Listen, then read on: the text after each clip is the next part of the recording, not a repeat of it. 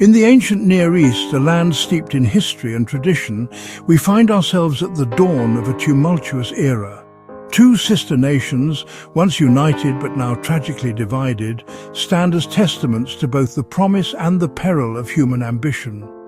Israel, the northern kingdom, and Judah, nestled in the south, find themselves at a critical crossroads, their destinies intertwined yet diverging. Once, under the wise rule of Solomon, these lands were united in prosperity and peace. But alas, the kingdom has fractured, leaving behind a legacy of division and discord. Israel, blessed with fertile lands and abundant resources, is the larger and wealthier of the two. Yet its kings, seduced by power and worldly temptations, often lead the people astray, neglecting their spiritual well-being. They abandon the true God, chasing after the allure of foreign gods and idols. Judah, though smaller in size, holds a unique significance as the home of Jerusalem. It is here that the temple stands, a beacon of hope and a symbol of God's presence among his people. Judah tenaciously clings to the lineage of David, seeking to preserve the promises made to their ancestor. Yet, even in Judah, the temptations of power and idolatry loom large, threatening to corrupt the hearts of its people. The book of 2 Kings, a sacred text, chronicles the tumultuous final centuries of these two kingdoms, documenting their triumphs and failures. It is a story of leadership, both righteous and corrupt, of unwavering faith and tragic decline, a cautionary tale for generations to come. As kings rise and fall, their decisions echoing through the corridors of time, prophets like the fiery Elijah and his successor Elisha emerge as voices of conscience, calling the people back to the covenant they made with God. The choices made by these rulers, both great and small, ultimately shape the fate of their nations, determining whether they will prosper or perish. For faithfulness to God brings peace, security, and prosperity. But the worship of idols and the perpetuation of injustice inevitably lead to chaos, destruction, and divine judgment. This is not merely a historical account of ancient kingdoms and long-forgotten empires, but a timeless lesson in the enduring consequences of human choice, a mirror reflecting our own struggles and temptations. Our journey begins with the poignant final days of the prophet Elijah, a pivotal moment in Israel's spiritual history, as a new prophetic era dawns, promising both hope and challenge for the future. The prophetic voice, though often unwelcome, remains a constant presence, persistently urging the people to turn away from their wicked ways and return to the path of faith and righteousness. The story of 2 Kings serves as a profound study in cause and effect, demonstrating the direct correlation between obedience and blessing and disobedience and judgment. It is a narrative filled with missed opportunities, tragic losses, and the weight of choices made, both good and bad. As we embark on this historical journey together, we will witness firsthand the epic struggle between fidelity and corruption, a battle that rages not only in the hearts of kings but in the soul of every nation. Elijah's time is drawing to a close, the sun setting on his era of powerful pronouncements and unwavering dedication. His journey, marked by dramatic confrontations and divine interventions, is nearing its end. And his devoted apprentice, Elisha, walks steadfastly with him, determinedly refusing to leave his side, knowing that the transfer of prophetic power is imminent. He has committed himself to learning from Elijah, absorbing every lesson and preparing for the weighty responsibility that awaits him. Elisha, with a boldness born of faith, asks for a double portion of Elijah's spirit, a request that speaks volumes about his understanding of the challenges ahead. This is not a request born out of personal ambition or a desire for greater glory, but out of a profound recognition of the immense task that lies ahead of him, the weight of responsibility he is about to inherit. He understands the needs of the people and the importance of continuing Elijah's work. At the banks of the Jordan River, a place of historical and spiritual significance, Elijah performs one last miraculous act, parting the waters with his simple cloak, powerfully echoing Israel's ancient miracles of deliverance and divine power, harking back to the parting of the Red Sea. Suddenly the heavens open, and a chariot of fire appears in a blaze of glory, and Elijah is dramatically taken up to heaven in a whirlwind, a powerful symbol of God's divine intervention and the end of an era. Elisha, witnessing this awe-inspiring event, is left behind, overcome with grief and a sense of loss, and he tears his clothes in mourning. But amidst his sorrow, he remembers his calling and picks up Elijah's fallen cloak, the tangible symbol of prophetic authority and the mantle of leadership that has now been passed on to him. With newfound resolve, he strikes the Jordan River with the cloak, invoking the power of God that Elijah had demonstrated. And miraculously, the waters part once again, confirming Elisha's calling and the continuation of God's work through him. The company of prophets who were watching from a distance, witnessing this powerful display, declare with conviction, "The spirit of Elijah now rests on Elisha." And so Elisha's ministry officially begins, marked by acts of miracles, healing and profound compassion for the people he serves.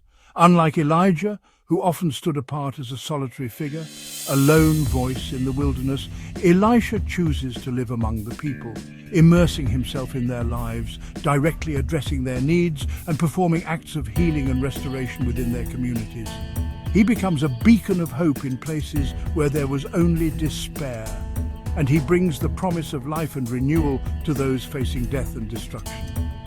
The prophetic mission, though altered in its approach, continues with unwavering dedication, adapting to the evolving needs and challenges of the time.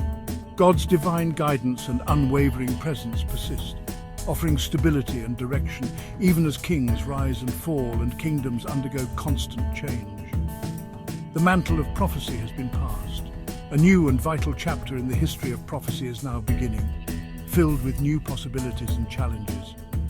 Elisha's approach to ministry may be different from that of his predecessor, but the fundamental call to faith, obedience, and reliance on God remains unchanged.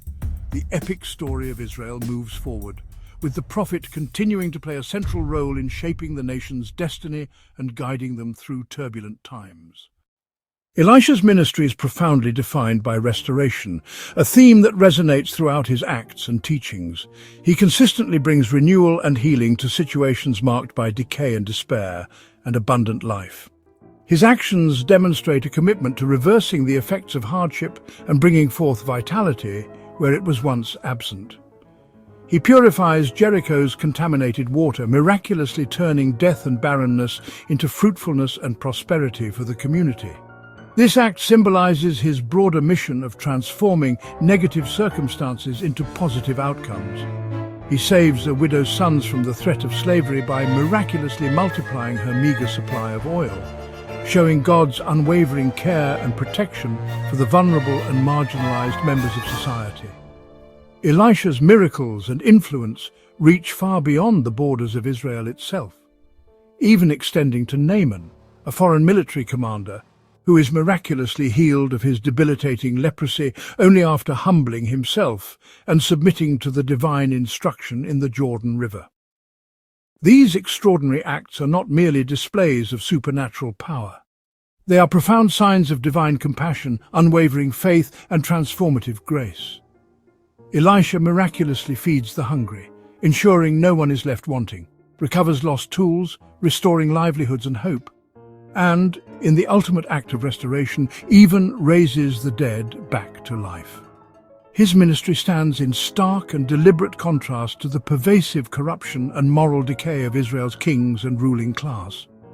While the rulers relentlessly pursue power and self-interest, Elisha selflessly brings hope, healing, and tangible assistance to ordinary, everyday people. He represents a fundamentally different kind of authority, one that is deeply rooted in unwavering faith, selfless service, and profound humility. The prophet's very presence serves as a quiet yet powerful alternative to the kingdom's moral and spiritual decay. Through the ministry of Elisha, the people are able to see and understand that God's concern extends far beyond the fate of nations, encompassing the well-being and needs of each individual. His extraordinary miracles serve as constant reminders of God's personal care in a time of widespread turmoil, uncertainty, and despair. Elisha's enduring legacy is one of profound healing, miraculous provision, and the persistent hope that transcends even the darkest of times. The prophetic voice, as embodied by Elisha, remains a vital lifeline for a nation grappling with crisis and moral decline. Even as the political landscape grows increasingly darker and more corrupt, the unwavering light of faith, hope and compassion endures, offering solace and guidance. Elisha's remarkable story stands as a powerful testament to the enduring power of compassion, faith and divine intervention, even in the most troubled of times. Israel's politics grow bloodier as Elisha sets in motion the downfall of Ahab's dynasty. Jehu, anointed as king, is tasked with eradicating Ahab's house and Baal worship. Jehu acts swiftly, killing kings, executing Jezebel and destroying Ahab's descendants. He deceives and slaughters Baal's followers, demolishing their temple. State-sponsored Baal worship ends, but Jehu's reforms are incomplete. He leaves the golden calves, symbols of false worship, untouched. Jehu's revolution is political, not spiritual. His dynasty lasts, but idolatry remains. The seeds of decline are sown, and Israel's fate is only delayed. The nation's ultimate downfall is inevitable. After Jehu, Israel enters a slow decline. Assyria's power grows, and Israel's kings struggle to survive through alliances and rebellion. Brief prosperity under Jeroboam II masks deep moral decay. Prophets like Amos and Hosea condemn injustice and empty ritual. The rich oppress the poor. The nation ignores calls to repent. Political chaos follows Jeroboam's death. Kings rise and fall through violence. 6 kings rule in the final 2 decades, leaving Israel fractured and weak. Assyria's threat looms, and internal strife makes resistance impossible. The kingdom is crumbling from within. The stage is set for Israel's final tragedy. The end is near. Hoshea, Israel's last king, rebels against Assyria by seeking Egyptian support. Assyria responds with overwhelming force, besieging Samaria for 3 years. The city falls. Its people are exiled across the empire. Assyria resettles foreigners in Israel, mixing peoples and religions. The 10 northern tribes vanish, lost to history. The Samaritans emerge from this blend of cultures. Israel's national identity is shattered. The exile is seen as the result of persistent disobedience. The land is changed forever. The story of the northern kingdom ends in exile. The consequences of unfaithfulness are complete. With Israel gone, only Judah remains, small, vulnerable, and facing Assyria. Hezekiah rises, bringing religious renewal and trust in God. He purifies the temple, destroys idols, and centralizes worship in Jerusalem.